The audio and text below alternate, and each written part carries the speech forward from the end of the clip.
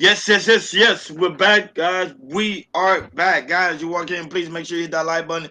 Please make sure you hit that subscribe button. Please make sure you hit that notification bell on the right hand side. Remember to click all because we do go live each and every day at 7 o'clock Eastern time.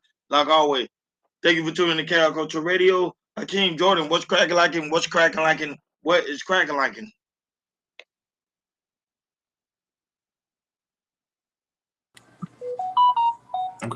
Hey man, we good over here, man. Can't complain, man. Let's go. Let's get it. How you feeling, Hakeem? Hey man, I feel great, man. Honestly, we back at it again.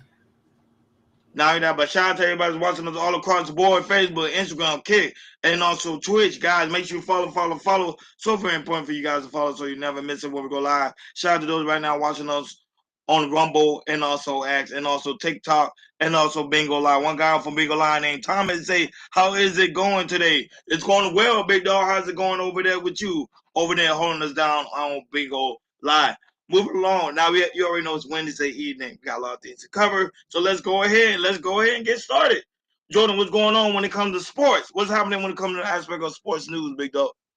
So it's a little bit of breaking news today when it comes to the NBA. So the Phoenix Suns they buyed out Bradley Beal's contract.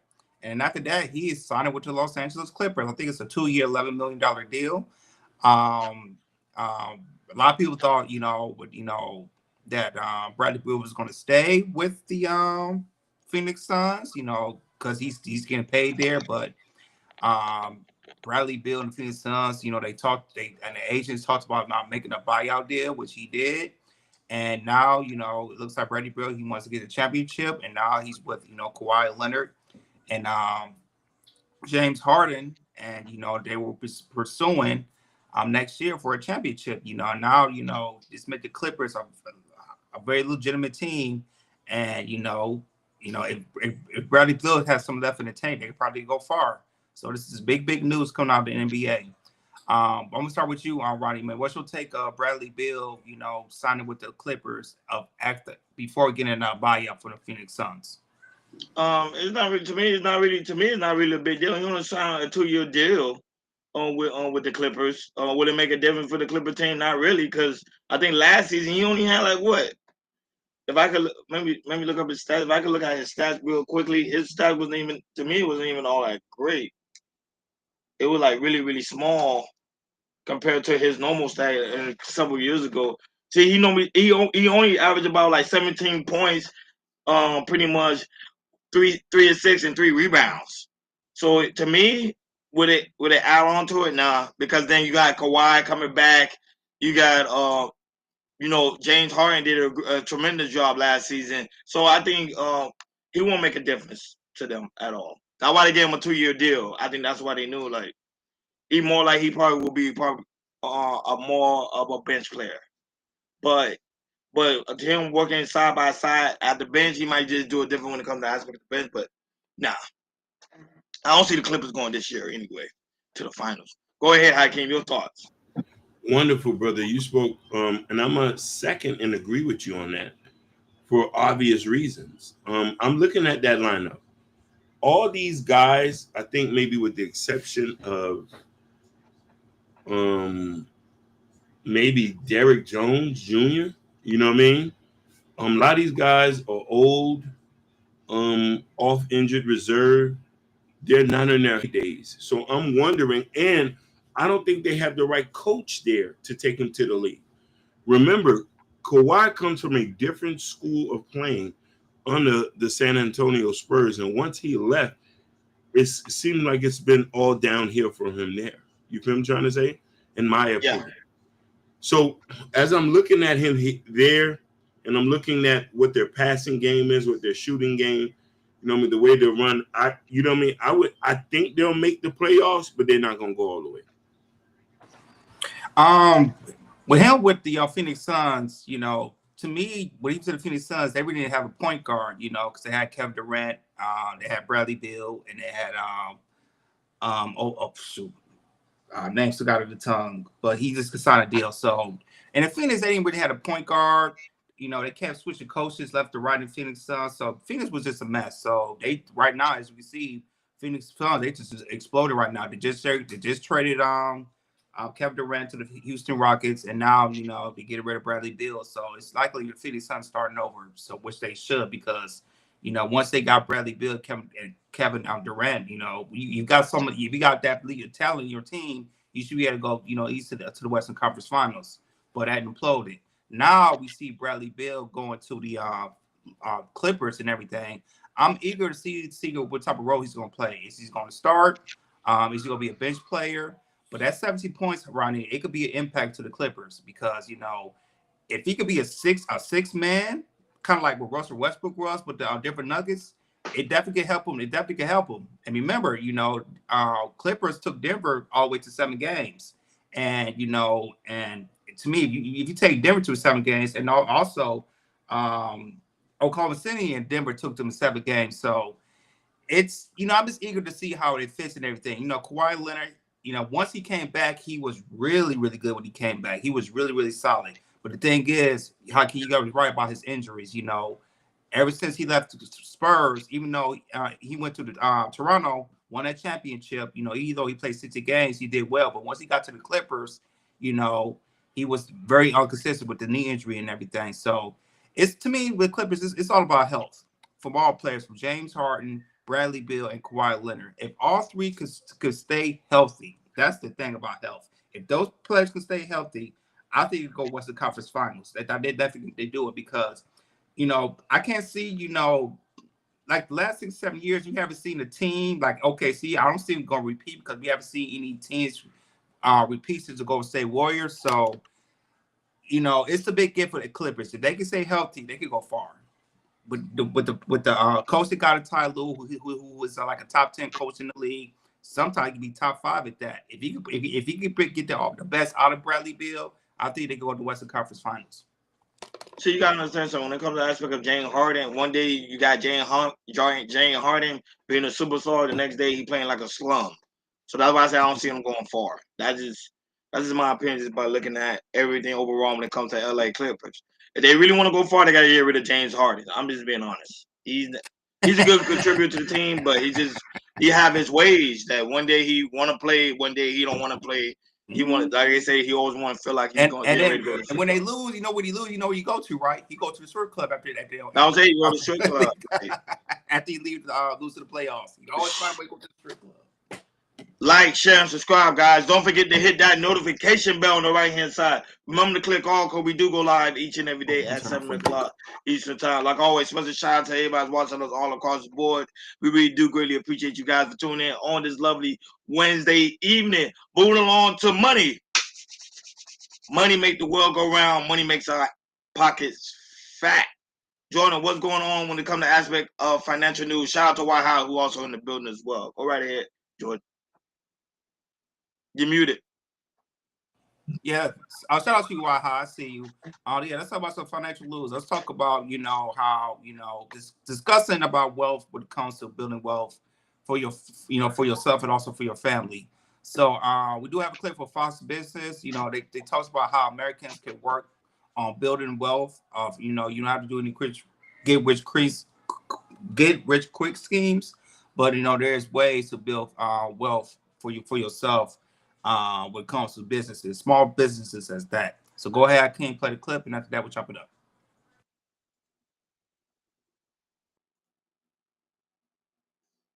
And pushing the national debt to record levels. If you managed your personal money like Congress does, you'd be bankrupt. And our next guest wants to help you get rich. I like that. She pivoted from Wall Street and journalism to teaching people how to buy laundromats and trailer parks, saying, quote, boring businesses are the secret to real wealth. Joining us now, contrarian thinking founder, Codie Sanchez. Codie, great to see you. At its essence, it is about teaching people to be business operators and working for themselves rather than working for somebody else. That's exactly right. I mean, when this country started in the 1800s, 80% of us owned a business. Do you know what it is today? 6% of us own a business. We're losing so bad. You want to know how bad we're losing? The Canadians have a 7.6% ownership rate. And so we have become this nation of serfs and renters. And I think that's because a lot of us, myself included, were told that we should go to investment banking, which I did. We should go to Wall Street. We should work for Mark Zuckerberg at big corporations. And that was the key to wealth. And that we couldn't start businesses because I certainly couldn't compete with him. He's much smarter than I am. But in fact, most of the wealth in this country is created by small businesses, 40% of all jobs. And most of these businesses are not rocket science. And yet they have stood the test of time 5, 10, 20 years. And so my mission here is to remind us that we started as a nation of owners. We should take back ownership, and we should make sure that we do not own little and learn to like it. You know, Cody, we're talking about this new labor force we need, right? This new American labor force going back to trades, advanced technical training, and all of that. That's a lot of the people that start, build a business. Maybe it's a carpenter, maybe it's somebody who invents something in their garage. But how do you get these young kids when they're being pressured still? You got to go to college. You got to spend 4 years of your parental socialism and then come out in debt and go to work for a corporation. How do you turn that around? Well, I think thankfully a couple things have happened. There is a societal shift right now where I think this generation is waking up. They have said, actually, we are more interested than ever in blue collar jobs, so much so that Gen Z is about 2 to 3x more likely to say that they currently work in blue collar or they aspire to work in blue collar. In fact, there's a funny movement on Instagram that is all about good looking blue collar workers. So if you guys have some educational downtime, you can go and see what a hot mechanic looks like. And I think this movement is to make it cool again to be in an uncool industry. And we're seeing it because we're seeing college enrollment rates actually come down while the costs skyrocket. We're seeing trade institutions actually for the first time ever grow at a faster enrollment rate than colleges. And so I think the university system is having to really step up. I mean, we worked here in Austin where I'm located with University of Texas. And I said to them, why do you guys not have an acquisition program? Do we only let Wall Street and the private equity firms learn how to acquire things? Why can't we teach people that there are banks and government institutions like the SBA run by Kelly Loeffler, who I sat down with her the other day and she said, our number one prerogative is just people learning that we have more money than they realize available to allocate to them to buy businesses. Like that is what is happening today. And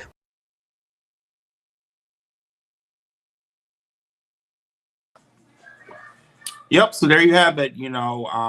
She broke down a little bit when it comes to small business deals and how, Generation C's are getting more interest on small business deals. I'll go into a small business. So go ahead, Ronnie, man. What's your take on it?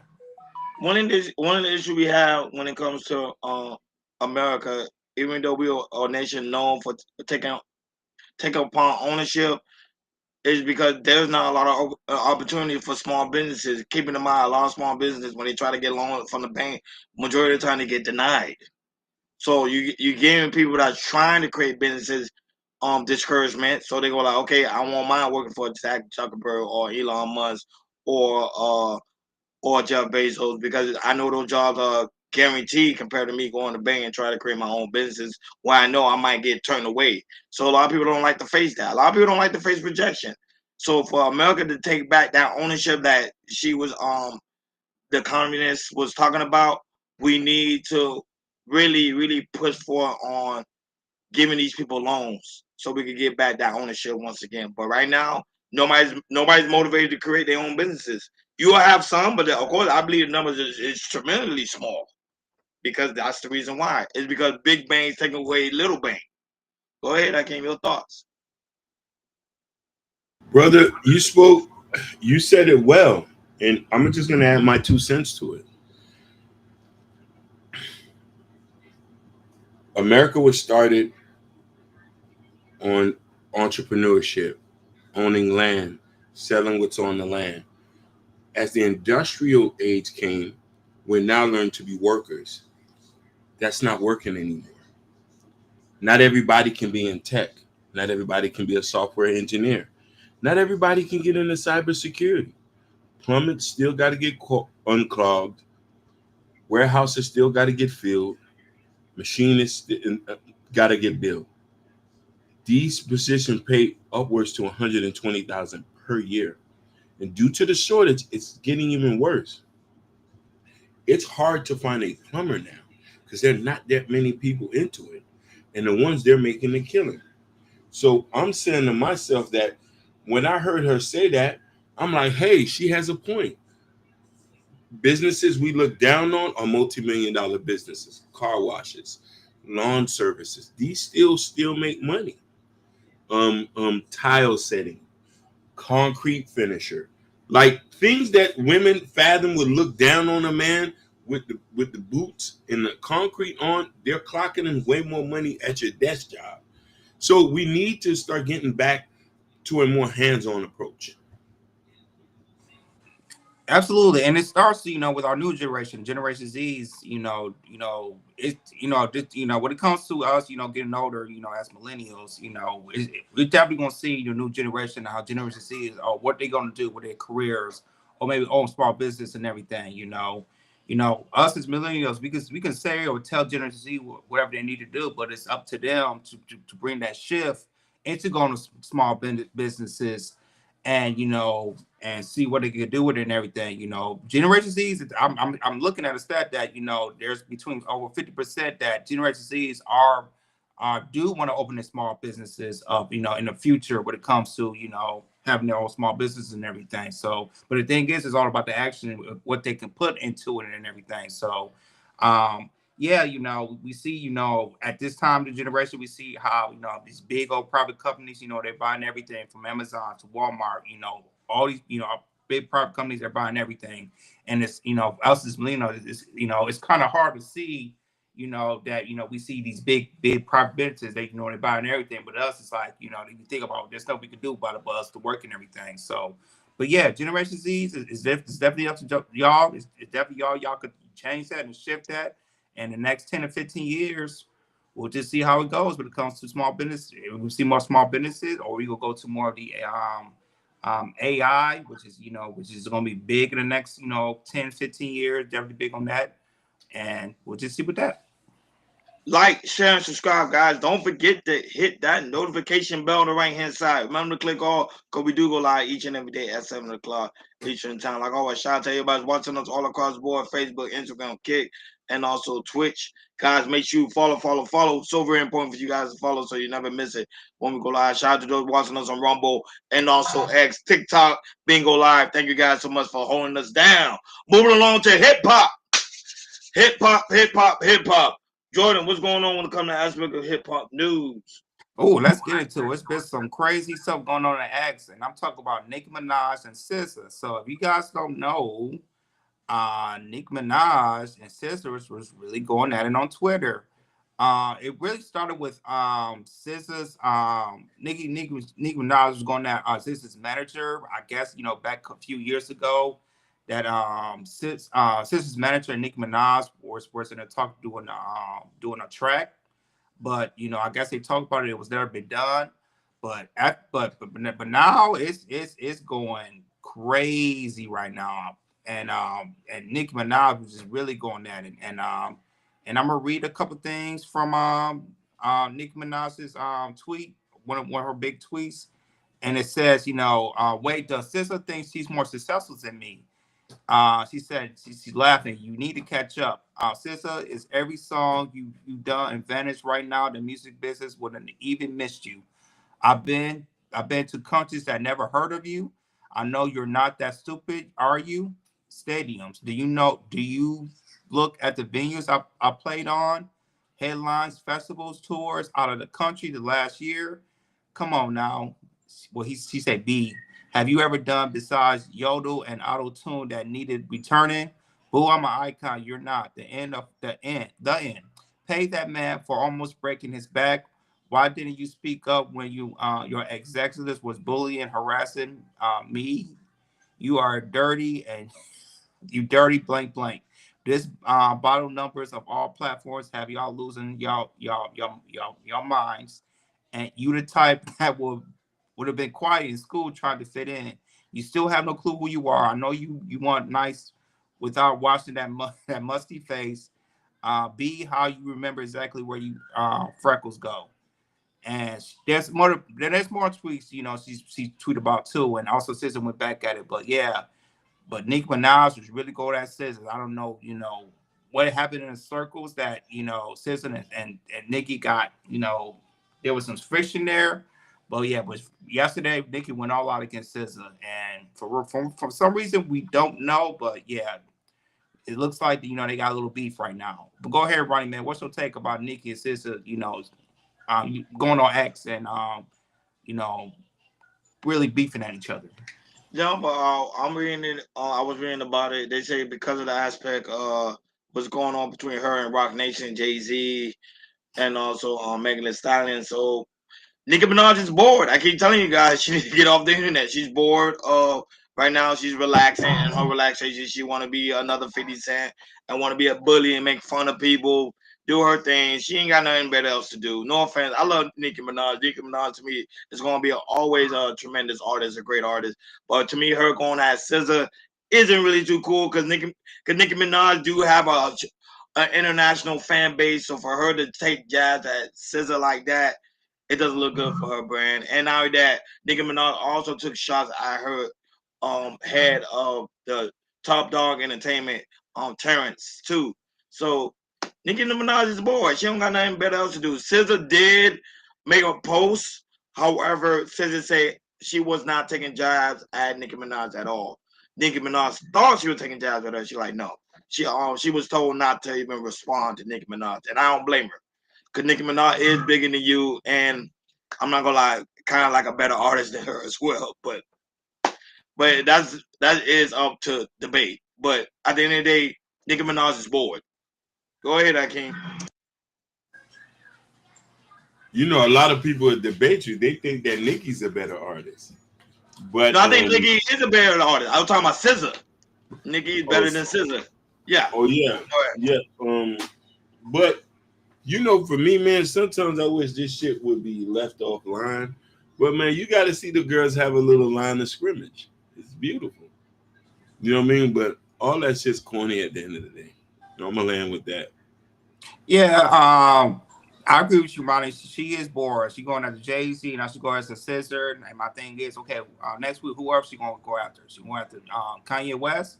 She go after 50 Cent. Who else she gonna go after? So, yeah, she is kind of bored. You know, she is in the talks. You know, doing her own stream. You know, we heard her talk to Kai Cenat and Andy Ross about, you know, streaming about, you know, either going on Twitch or going on Rumble. So if she starts doing that, you know, we might see more and more Nicki coming out of doing, you know, might get beefing with other artists as well. So, but yeah, so you know, this Nicki Minaj, you know, she'll go after anybody, you know, and you know, I guess she will have anything better time in her hands and everything. She can make another album, or you know, work on doing her streaming and everything, or do her Queen Radio podcast, anything like that. So, you know, her fans, you know, they love this. You know, Nicki fans, they like the drama. They know how Nicki is. So, you know, if Nicki go at somebody, her fans is like, hey, we with you, Nicki. I don't care who you go to. You always got Nicki's back. So,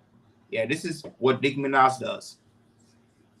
Yeah, now that you distracted that young lady while she's on tour with Kendrick Lamar, Nicki's bored, bro.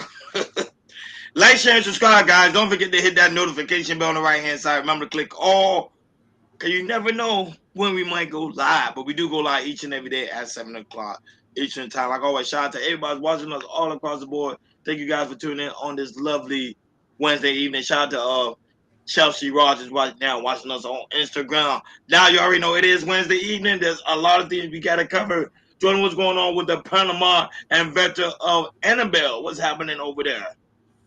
Yeah, so this went viral, you know, for paranormal activity. So this is pretty spooky, pretty scary. So a professional paranormal investigator has passed away unexpectedly because he was going on the Ella Doll tour. And you know, if you believe in spirits and everything, you know, if the spirits feel some type of way about you, they'll do something real bad and everything. And unfortunately, I guess some type of spirit was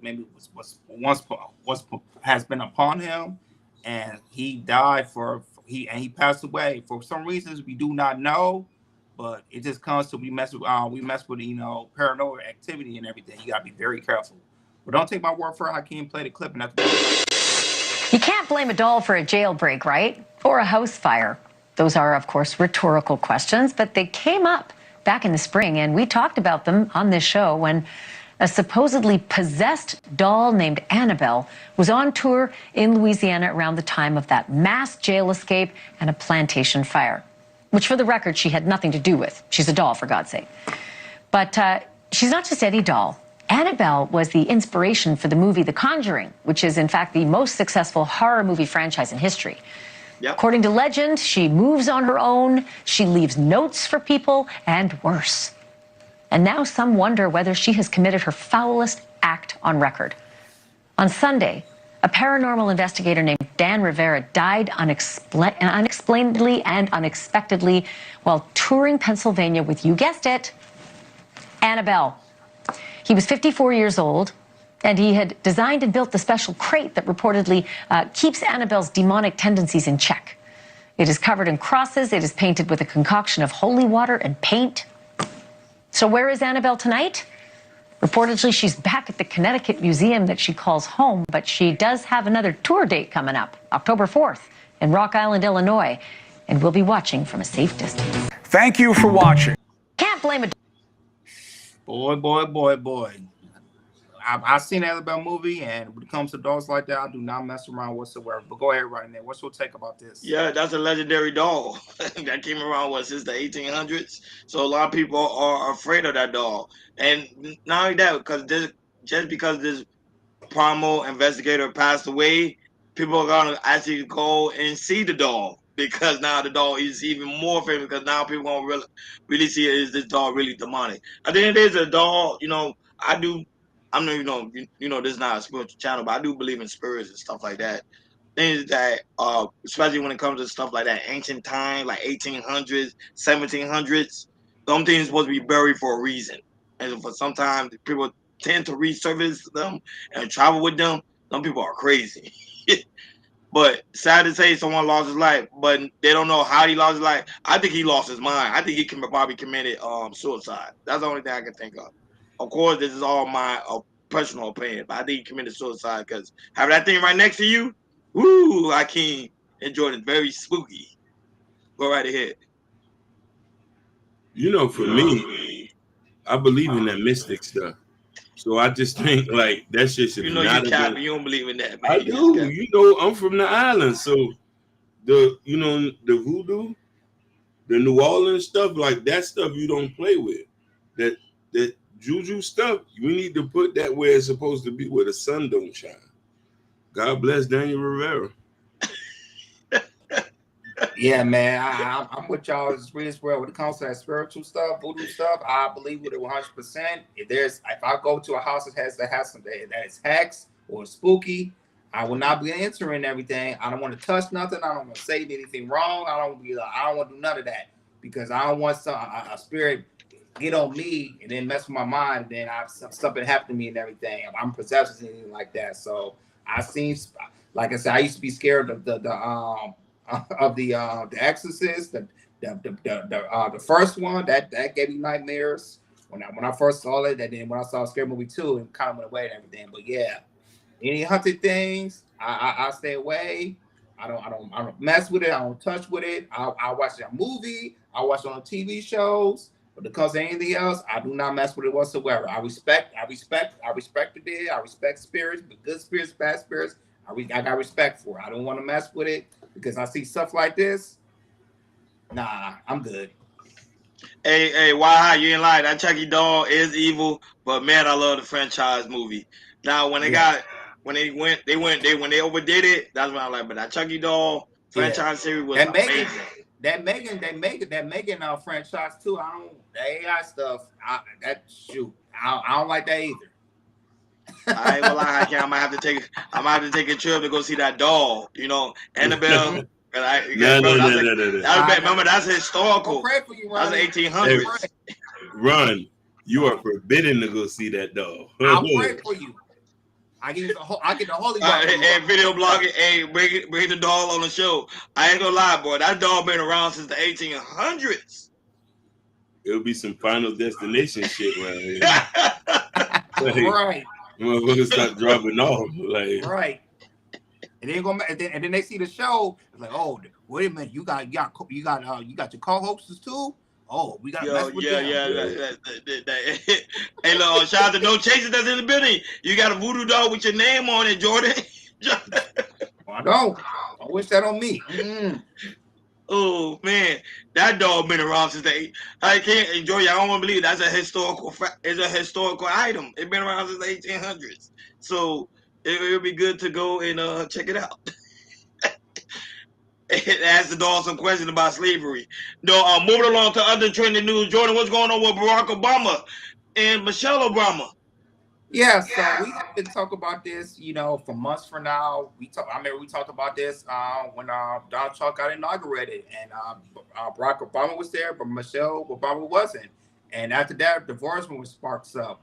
So Barack Obama came to Michelle's podcast, and they discussed jokingly about their previous divorce rumors. So go ahead, Hakeem, play the clip for these two, Barack and Michelle Obama, and after that, we will chop it up.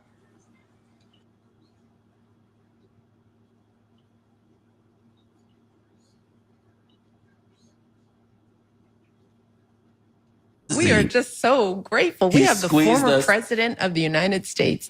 We are honored to have Barack Obama join us. Barack Obama, can you join us on Come our on set? out here, brother. Welcome to IMO. Look at you. Wait, you guys like each other? Oh yeah, really? Huh? That's so the nice. rumor mill. It's my husband, y'all. She took me back. Now don't start. I can't. It was touch and go for a while. It's so nice to have you both in the same room I together. I know, because when we aren't, folks think we're divorced. Let me tell you. First of all, see, I'm in Wichita, Kansas, for Austin's tournament, and this podcast has made me quite popular. We are just so grateful. You're big shot. Famous. And people come up to me all the time. This woman came up to me and she was so nice. She was like, "Can I have a picture?" Yeah. And then, so you know how you get the side hug, and she's like, "What did he do?" And you knew she was gonna say what he did. He. And I was like, it wasn't like what happened to him. That is so It was like, terrible. how'd he mess up? And I said, "Well, what makes you think he messed up? Why couldn't it have been why her?" did you just say no one messed up? Well, because I wanted to keep this conversation going so that I could tell you about it. Oh Lord! I was like, "What?" And she's like, "He did something, didn't he?" I was like, "Don't worry, everything's fine." And let me tell you, she was so happy. You would have thought I gave her a Christmas gift. These are the kinds of things that I just miss, right? So I don't even know this stuff's going on, right? And then somebody will mention it to me, and I'm all like, "What are you talking about?" Yeah, you're big shot. Famous. And people come up to me. There hasn't been one moment in our marriage where I thought about quitting my man. And we've had some really hard times, so we have had a lot of fun times, a lot of adventures, and I have become a better person because of the man I'm married to. Okay, don't make me cry now. Right at the beginning of the show. Oh, isn't that sweet? Don't let me start tearing up now. And welcome to IMO. Welcome. There hasn't been one moment in. Yeah, so there you have. So there you see it about the beginning of how Michelle Obama says I would never leave. I would never leave Barack Obama. Even though they got a good times and bad times, but a lot of marriages do. They seem like they're pretty safe in their marriage. But what's your take about it, Ronnie? Here's the thing: when it comes to why I said a comment, he said a comment that I actually agree with. Part of our community hates black marriages couple. The reason why because a lot of them are growing up in broken homes. more like majority when it comes to the aspect of the black community is mostly single mother, black mothers home, so they never see their father there. Now fathers are now in this generation, shout out to this generation, that they're seeing more and more black fathers in the home. But back then, nah, they never used to see it. So that's why when they see black marriages, they shine upon it. And remember, keeping in mind too, it's not highly promoted. Singleness is highly promoted because singleness is big business for the United States. I think people fail to realize when people go on dates, restaurant industry go up. When people are dating, you have the Roses farms, candies, all these industries start making money off of us. So they don't want people to get married. And now that keeping in mind too, black men tend to live longer when they're married. Hakeem and George, I can look that up. Black men tend to live longer while they married. So by black men not being married, we die quicker. Black men, we die quicker. So marriage is not, and also when it comes to aspect of building wealth. So they don't want us to build wealth. One thing in the black community back in the 1940s, 50s, and 60s, what made black community so wealthy? We was married. We stuck together. What Barack Obama and Michelle Obama doing is something that we need to see more and more of, and need to be more highly promoted. But it's not. No, it's not. Sadly mistaken. People was happy to find out if these guys was divorced or not. Go ahead, Hakeem. Now, I'm gonna say this: when you're right, you are right, brother, and you're right. And one thing I'm gonna say, what I loved about this is what we wanted to see. When she said, "I could not have been a better person because of my man." Now we talking the black community. This is black love. But we also got to respect it. It's a reason why they were so private. Why they kept their business up the rep. They kept people thinking. He's off doing his own thing. They're empty nesters. Both of their daughters out the house. They living life. I do love how he allows his wife to be her own person. She has a podcast with her brother. And I didn't know when you came, you see how he hugged the brother. This is all a family thing. So I just love how she acknowledged him. He's always acknowledged her. Shout out to No Chaser, man. Why high? So this is what I like to see. Because I ain't gonna lie to you, I was thinking too, but then I understand the value of privacy. If you're not celebrated, then you're tolerated. And that's the thing about, everything, when it comes to relationship, marriages and everything, especially in this generation, we got to, we have to see it and everything, we don't know what privacy, everything. It's like, we got to show that, we got engaged, or, we got to show the wedding, we got to show the ring and everything. Everything, like, this time of day is about show. And then when you get private about it, people have questions about, are they still together? What's wrong and everything, all that type of things like that. So I learned from my family, being in my family, like, when it comes to, relationships, problems and everything, you keep it 100% private. You'll never see me post anything while I'm going to my marriage with on social media or anything like that. Me and my wife are not built like that. And that's how Barack Obama and Michelle Obama, they're built like that and everything. They know how important privacy it is when it comes to marriage and everything, because, you want nobody in your business like that. And I feel the same way and everything. So, but you see that Michelle Obama acknowledged we've been in the good and the bad and everything. I remember when they was in office and everything. Michelle Obama loved that man so much. She speak great things about Barack when they was in office and everything. So, that's that's Michelle and Obama. That's like they're each other's ride or die and everything, all that type of thing. So, to me, I could, like I said, when I see this stuff like this, okay, anything comes their way, they always gonna be together, and it's simple as that. And that's how a marriage works, and that's how a strong family unit works and everything. Because as long as you got each other's back, you guys and be solid. There's nothing that can go wrong in a marriage. Yeah, for us to build back the black community, we need more marriage and more couples coming together as one. Now, some people don't believe in marriage, and that's okay too. But to me, as long as you're in the home with your significant other, we need that back. We really need that back. And black men, y'all can look it up. Black men tend to live longer when they're married. It's crazy. That black woman give you strength, guys. Get married. You better go ahead and get married. Shout out to On the Spot Live is also in the building too, watching us on Instagram. Like, share, and subscribe, guys. Don't forget to hit that notification bell. And remember to click all so you never miss it when we go live. Moving on to other trending news. Jordan, what's going on with the Federal Reserve? What's going on with that? So I remember, guys, when Biden was back in office and he was going to cancel medical debt from the credit report. Now we're hearing that the federal judge is trying to reverse that rule and try to put the medical debt and put it back in your credit reports. You know, I remember when Joe Biden announced this, everybody was excited and everything when it comes to medical debt. Now it looks like it's going to be reversed, and then you have any medical debt, it's going to be back on your credit report.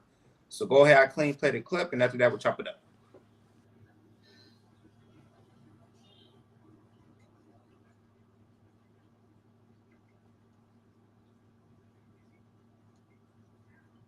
On your credit report, reversing a Biden-era rule that would have raised credit scores for millions of Americans. Eric Pointer joins us now live downtown, breaking down what this means for all of us. Good morning, Eric. Good morning. So essentially, it would have given an average of 20 points for a family's credit score, and in some cases, it would have helped them get a home. But that judge said that rule exceeds the Consumer Federal Protective Bureau, the Protection Bureau's authority. And so we know that according to CFPB's research, outstanding healthcare claims are a poor predictor of an individual's ability to repay a loan, yet they are often used to deny mortgage application. It estimates that the rule would have removed $49 billion in medical debt from a credit card report of 15 million Americans. The agency also believes that over half of the collection entries on credit reports are from medical debt. Now we know that the Consumer Financial Protection Bureau, they were created to monitor credit card companies, mortgage providers, debt collectors, and others. But recently, earlier this year, the Trump administration requested that they essentially stop most of their activities, which would essentially shut them down. I'll send it back to you in the studio. Yeah, man. So, you know, if I know people had hope when it comes to people that has a lot of medical debt, but you know, academics hearing this is gonna hurt some people. So, how you feel about this, Ronnie? What's going on? You been on Paul Pierce's boat lately? Man, I don't get on other man's boat, bro. Like, listen, I come with a bag. I don't need all the niggas that have the bag. You feel me? Sorry, folks, about that. But go ahead, Ronnie. Technical difficulty.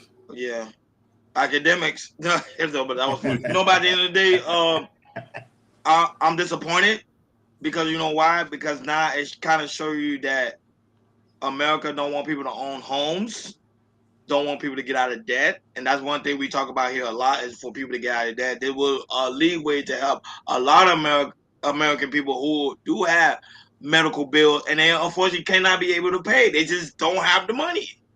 What do you expect them to do? Now their credit score messed up. Now they're gonna have issue when it comes to aspect of trying to get a home or trying to get rent. When I mean rent, mean to get a rental apartment because of the aspect of bad credit. Because there's some rental establishment they won't let you even rent if your credit score is bad. So we're gonna have a lot of homeless people on the street if they don't get their credit, if they don't get their debt in order. I don't know why the federal judge blocked that. To me, that didn't make no sense at all. Hopefully the Trump administration will look into this, even though I know he's pretty much his administration team is a part of it as well. Working with the federal judge to block this, to make it see if they can find another way to help the American people out. Keeping in mind, I know they say America is built on debt. However, if people can't live, to me it's pointless. Go ahead, Akin. So it's sad to say this, but this is why we can't rely on the government, and we got to make the right decisions so we won't end up in these financial strains. They're not coming to save us. They're not coming. Matter of fact, they want everything. They're not leaving no money on the table. So it's best to start. Ron says this, and I'm gonna have to say this. Dave Ramsey, debt snowball. Start from the smallest and work your way up. And try to make the best decision when you get a little money, make financial decisions that's going to put you in a better position, and that means getting the better health care, moving to a city with better health care. But here's my question, Hakeem. What happens if someone's dealing with chemotherapy? That's going to cost $500,000 now. Now that only God can help you there. That's what I'm saying. To me, it was stupid. It is stupid. So it's it's a bad situation, but we just got to try our best. That's all I can say. Yeah, man, this is awful news. It hurts people. When they try to get the best health care, they suffer from a virus or heart disease, cancer, anything like that, and everything. And if they do have insurance, insurance can pay so much, or some insurance that can't cover it whatsoever. And they get into the hospitals, and they come with a bill. They might owe $50,000-$60,000 and everything. I'll give you an example, like when my wife, when she was pregnant and now the baby was born and everything. The bill, like I said, the hospital we went to is UCLA Health. They're one of the best hospitals in California. We saw that bill. The bill was like $50,000. Luckily, I have good insurance. My insurance covering 90% of it, so we got to spend a small portion on that. But if we had good insurance or anything like that, we want to go to the hospital, maybe we can owe more money like that and everything. And that would be a very steep bill of debt that we would have to pay and everything. So I just think about stuff like that when people want to have, go to good hospitals and, insurance, some insurance, might cover the most, everything, or some insurance might cover half, or they might cover anything, or they might not cover none as well and everything. So, but yeah, I mean, I know there's a lot of people with medical debt. They might owe tens to 50 to over $100,000 worth of medical debt, and for them to hear this stuff that it's just going to affect, it's going to get reversed. I do feel bad for the people and everything. So, you're right, Hakeem. This shows you when it comes to about your wealth and everything. You just got to work on yourself or with your family and everything to build that, because federal government, because of medical stuff, they don't care. They really don't care. So hear me out. I want to add this. You said something real pivotal. Sometimes we focus on the pay and the job and not focus on the benefits. So the type of job you got pays back in more money because your healthcare is taken care of 90%. So we need to start rethinking ourselves. Who has the best insurance? Who has the best investment plans to put us in a position? And here's something we don't forget about. Ron, you told me this plenty of time. People get hurt at the job. Yeah. Some people have short-term insurance for getting hurt when they go home and they're out of work for a couple months. Correct. The Aflac is only $20 per month. And they replace a portion of your finances. So these are the things we got to think about when we saying, hey, we all are going to die. We're all going to get hurt. We are all going to get sick. Let's make the preemptive strike. If I'm going for a job, I'm going to see if they got the best insurance. The money, we're going to make the money some kind of way. But if they got the best insurance, I could figure something out if I can get a second job or something and make that on the back end. See, what I realized too, there was some people that I knew that had money, they would still work just for the insurance, which is smart.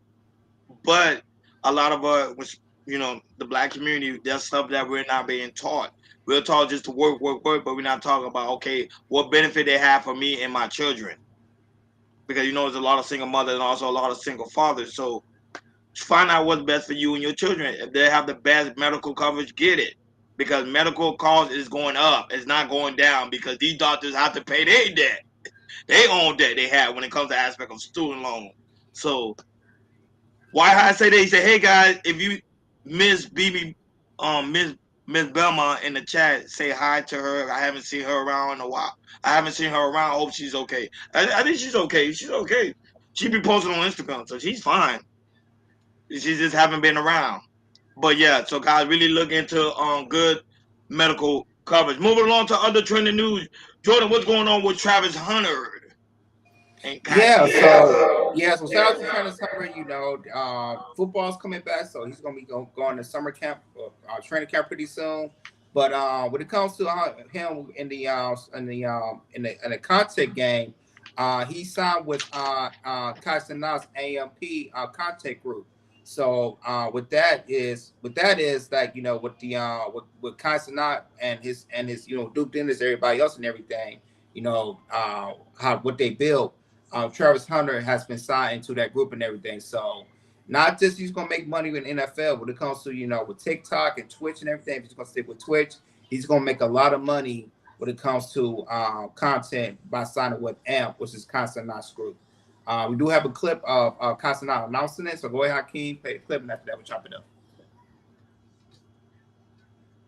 One more point. Why I say Aflac also covers self-employed workers too. Yeah, they do. Yeah.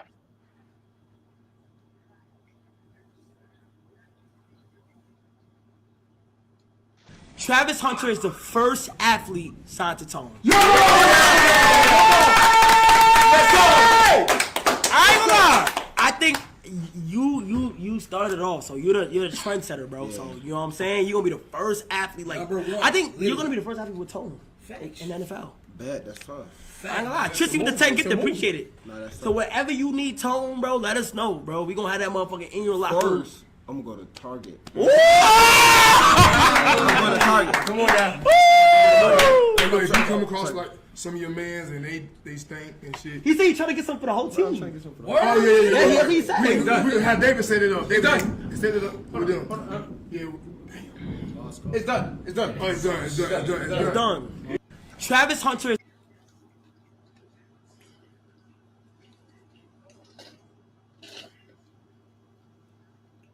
Jordan, you muted.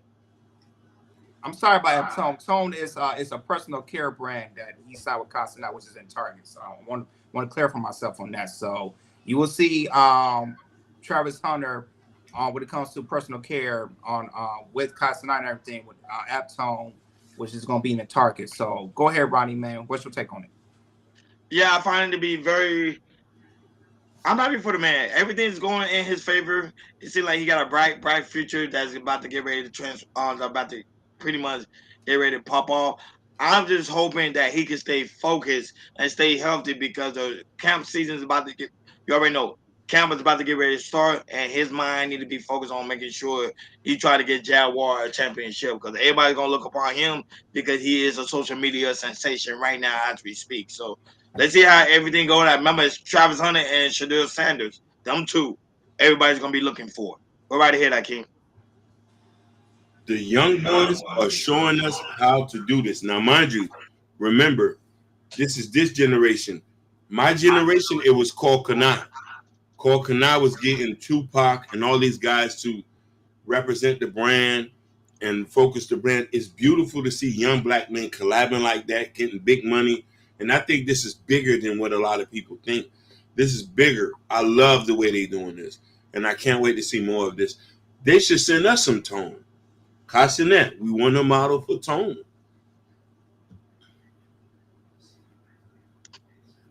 Yeah, absolutely. Kai Cenat picked a perfect athlete because, you know, when it comes to Travis Hunter, you know, when it comes to his skills as a defensive end and also a receiver, you know, they picked a perfect athlete, you know, because, you know, I got Travis Hunter winning the Offensive Rookie of the Year. You know, I mean, he is supremely talented. We saw that he was in Colorado, and it's definitely going to transfer into the NFL. You know, also Travis Hunter, he's the first non-quarterback of his rookie deal to be fully guaranteed as a top 3 pick as well. So Travis Hunter, he's breaking everything down. You know, him being a top athlete in the football field, which is he's definitely gonna show. Also, him doing content too. You know, when it comes to TikTok and Twitch and everything, he's great at that as well. And you know, him gonna be in with Amp Tone as well, being the personal care and everything. To me, this is going to explode, you know, especially for athletes and everything. And if it goes well to Travis Hunter, best believe Kai Cenat, he might look at other athletes that he might sign to be in the personal for the personal care for Tone and everything. So I think, you know, Travis Hunter is a perfect choice, and it's going to show, especially for this year. So shout out to Travis Hunter. You know, he's going to show this year how great he is, and also with the personal care of Tone as well. And I heard that, but right now, this is actually breaking news. Go ahead, I can show that slide. I just sent it to the group chat. The lead prosecutor in the U.S. versus member Sean Diddy Combs trial, she's been fired. Go ahead, Jordan. Ooh, thank you. Go ahead, Jordan. I mean, thank you, Ronnie. So, well, so as you can see, lead prosecutor U.S. Sean Diddy Combs trial was fired from the Southern District of New York. As we covered, as we all covered, the trial and everything, and we kind of feel that, the prosecutor doing this case, they was good, but they wasn't like, hey, we got all this and everything. Yep. So, are you surprised, Ronnie, or are you shocked, or what's your feelings about her being fired? I knew somebody gonna take the blame, Hakeem Jordan. I knew it. They did a terrible job, and remember, we kept saying that she couldn't prove Rico. The only thing she kept proving that Diddy was a freak. There's no crime for that. He was a freak, and also he had a bad tendency of taking control of people, which gave him that domestic violence charge. That's it. There's nothing else they can say. Like, I'm glad she got fired. She made the United States look bad. Because remember, they wanted to convict Diddy. They wanted to give him the ultimate penalty. They failed to do so. Go ahead, Aki. I know you celebrating. I love this because there was a lot of corruption in this, and Diddy will be home. And he'll be home to be like, take that. And I can't wait. So it just shows the testament that there was a lot of flaws and cracks and holes in this thing. And it's glad to see that somebody up there is doing the right thing. I'll land with that. Yeah. When it comes to they try to get Diddy with the Rico, this was lousy. This was a lousy type of charge to charge Diddy with the Rico. They was trying to get in everything, and Diddy's team, shout out to Brian Stale, did a good job of proving his innocence of him not charging him because of Rico and everything. So somebody had to take the fall, and it was her. So I know it really hurts her soul and everything, but hey, to me, the prosecutors, for me, they really wasn't prepared and everything. Majority of the witnesses they brought, maybe 3 out of 4 of them kind of stick, but the rest of them didn't stick and everything because Diddy's defense attorneys cross-examination and showing say, hey, it just got people thinking, especially the jurors of thinking like, yo, wait a minute, now, I'm thinking about it, it kind of makes sense in a way. So, yeah, so it's to me, it's a punch in the gut for the federal. It's a punch in the gut, that they couldn't convince Diddy of really Rico and everything. So, to me, it just shows that Sean Diddy Combs, when he gets out, he's gonna tear stuff up. That's if he wants to. But other than that, man, I would say I was a little surprised. I thought they'd go with somebody a different route, but it just shows that you hit the dominoes and then everything will fall. And it started with the lead prosecutor. Like that, but why I agree with you too, Joe. He said Diddy about to go out to big media now. He is. He's gonna be like a Trump. Remember, Trump won his trial with 60 Minutes. So Diddy gonna do the same. Like he's gonna be out. He's gonna be out. He's gonna be out on parole. Like, share, and subscribe, guys. Don't forget to hit that notification bell on the right-hand side. Remember to click on because we do go live each and every day at 7 o'clock Eastern time. And now that last topic on today's show, Jordan, what's going on with Mark Zuckerberg and Meta? You muted. Yeah, if you guys don't know that, Mike Zuckerberg, when it comes to AI, he is spending hundreds and billions of dollars into AI. We have talked about this before, how, AI, when it comes to it's going to be the next generational thing, the next 10 to 15 years. And, when it comes to Mark Zuckerberg as a Meta investor, we're going to see a lot of changes probably the next 5 to 15 years because of AI and Meta. So go ahead, Hakeem, play the clip a little bit, and that's where we chop it up. Walk us through this latest investment and how it compares to the previous announcements the company has made. Yeah, so some of this is, as you point out, hundreds of billions of dollars. That's very eye-catching.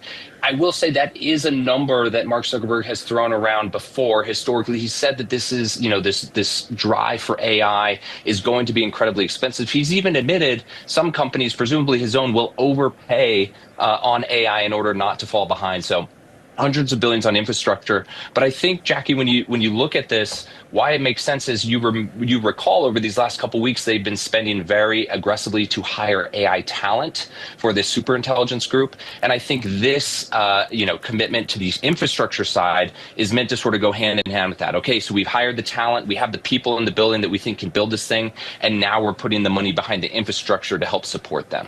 Kurt, this announcement has fresh resonance, especially as some of Meta's competitors are making their own moves to really bolster their AI ambitions. Talk to us a little bit about what xAI is hoping to do by tapping some of Tesla's coffers.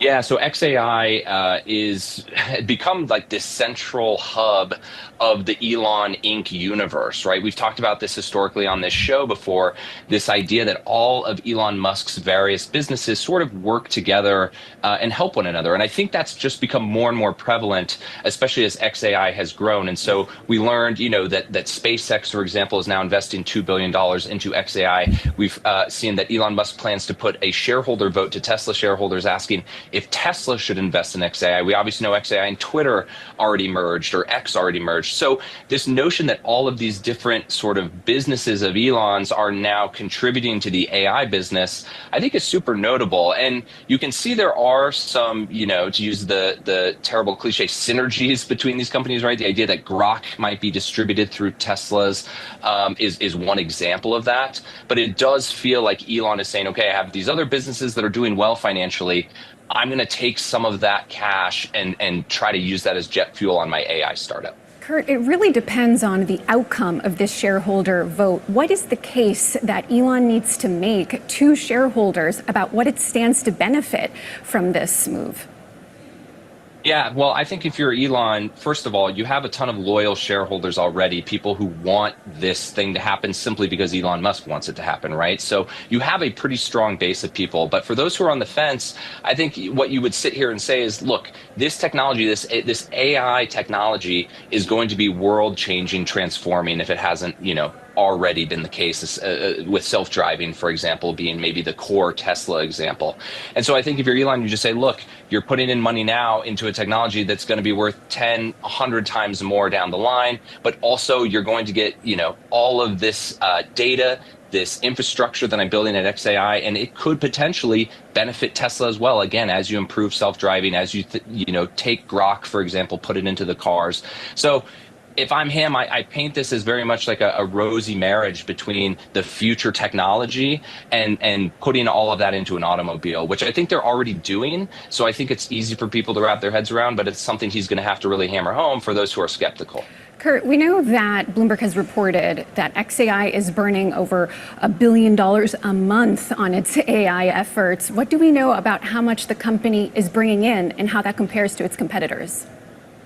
Yeah, we don't know much about the revenue of xAI because at this point, they're not really, as far as I know, making much money outside of, Grok is, for example, available to subscribers on X. There's probably some kind of financial arrangement, or at least there was before the merger, where, each subscriber sort of pays for a little bit of Grok. But I do think this. Yep, so there you have it. Big news when it comes to Mark Zuckerberg and Meta, and, it looks like AI stuff is going to take over. So what's your take, Ronnie? I keep telling Hakeem, I'm afraid of AI, man. AI is taking over. They're taking everything. They're taking the jobs. What more? Hakeem, what more do you want, man? Hey. Pretty soon we're gonna be slaves again. We're gonna be slaves to the robots. I can't wait. Because you want to know why? We've been eating high off the hog and people are ungrateful. I want us to be back in bondage. I want the robots. No, man. That you remember, we're not gonna be here. Our kids gonna be the one to suffer. Yes, and my future son would be Flash Gordon. It is. They say DM Johnson. It is. Hakeem is he's a wild man. Listen, I keep telling him he's behind. I can't wait because we need it. Because you want to know why? God gave us something so good and we take it for granted. We don't appreciate it. We're disrespectful in the food lines. We're doing this. Please, AI, take over. Please put us back in models. Let us get like the Tom Cruise movie. I want us to teach black people a lesson. Then my son, Flash Gordon, will come to save the day. Flash Gordon. He saves every one of us. Exactly, no chaser. Wait a minute, Hakeem. So I already know Hakeem. He just talking out his behind. Hakeem just talking out his behind. You know he'll be shaking in his boots if he find out like AI. But AI is taking over. ChatGPT was down yesterday for I think 90 minutes. People went crazy. Man. Yeah, man. It's slowly taking over our phones. It's slowly taking over my iPads. It's slowly taking over my televisions. I'm slowly sleeping at some of these restaurants that do an AI automatic ordering and everything. So it's coming little by little. You know, it comes day by day, week by week, month by month, and me, I just feel like I'm getting old. I see you like I'm like, yeah, no now. Hey, we feel like but you know what? It's a feeling like our parents did when the parents were like, yo, when the CD came out, my dad don't know how to work the phone. I was like, my dad don't know how to work the phone. That junk is crazy. Yeah. The more stuff I see AI, the more I feel like, oh damn, I'm getting old now. I can't wait till my daughter get older and she can start doing this stuff. So I'm like, I don't know if I can do this now, but yeah, it's coming. It's coming, and it could be the good for us, or it could be the worst for us. We'll see. Shout out to the lovely Bobby Brown that's also in the building. Hey, DJ John, DM Johnson. Hey, ChatGPT is cloning itself. It is. It's scary. I can't wait for it to get smarter. So we got to use it. I want to use ChatGPT to become a warlord of a country. You know what I mean? In the robots that come, we could have robot armies. People could be running, scattering like mice. Famine. I want the Bible to be for real now, because I want to teach these fools a lesson. And why has it the blue collar tradesman is not worried about our AI? They should. No, they gonna take their job. Listen, he's telling the truth. Listen, if you out here getting your money, machinists, plumbers, electrician, concrete, these things they're not even worried about. Issue people who are payroll specialists who sit behind the office. Your shit gonna get automated. But okay, here's the thing. But here's the thing though, because if you have robots, what happens? You have now robots able to fix the plumbing, able to do the dirty work. You won't need them. Listen, by that time we won't even be here, Ron. Remember, Tesla, the robots coming out in the next couple years? They cost $20. $20K. And you're not paying attention to what Bill Gates said. He made a promise. He said by 2050, it's nothing but robots in the work industry. So keep that in mind. It was Bill Gates. We're not here. Hopefully we're not here. If that's not that, I'll create my own AI so we can start attacking everything. Oh man, like, share, and subscribe, guys. Don't forget to hit that notification bell on the right hand side. Remember to click on, because we do go live each and every day at 7 o'clock Eastern time, like always. Shout out to everybody that was in the building. This is his last comment. Say AI is taking white collar job. He's telling the truth. Blue collar gang all day. Shout out to Chelsea Rogers watching us on Instagram. Shout out to On A Spot Live came through on Instagram, and also shout out to XO Golden P. Also is on Instagram too. Shout out to the lovely Bobby Bryan came through, even though she watching from the cloud. She had to drop a comment. Thank you so much for the lovely Bobby Bryan that's also in the building. Shout out to the new subscriber DM Johnson. Thank you so much for coming in and now that participating with us as we do our rant. And I heard that shout out to also No Chaser. Great to see you. No Chaser, man, was also in the building. Guys, also very important. You go to Chaos Culture Radio description. In the description where you can find the Chaos Culture Radio store, where we have the Chaos Culture Radio t-shirts, the hats, their coffee mugs, you name it, sweaters, anything you need is all in the KL Culture Radio store. It's in the description and the KL Culture Radio channel. And I'm saying that for people that are watching us on TikTok and also Bengal Live. And also, it's also pinned on top of it. It's also pinned on the live stream so you can see it. So if you guys watching from the mobile phone, you should see like a little t-shirt, I think on top or at the bottom. It's one of them. You can just click on it. It'll lead you right over to the KL Culture Radio store where we have all the KL Culture Radio merch. No changes say that. He say KL Culture Radio will be using AI for the You can't use AI. That's the one thing. It started on the 15th. YouTube, they put in their policy you cannot use AI anymore. If you're not using your real voice, there's still some things you could do to it. But you got. What happened? Can you still come on live without being cammed on or no? Because I heard that's in the policy too. You got to be cammed on. You want to know something? We got to research that because there's a lot I don't understand about it.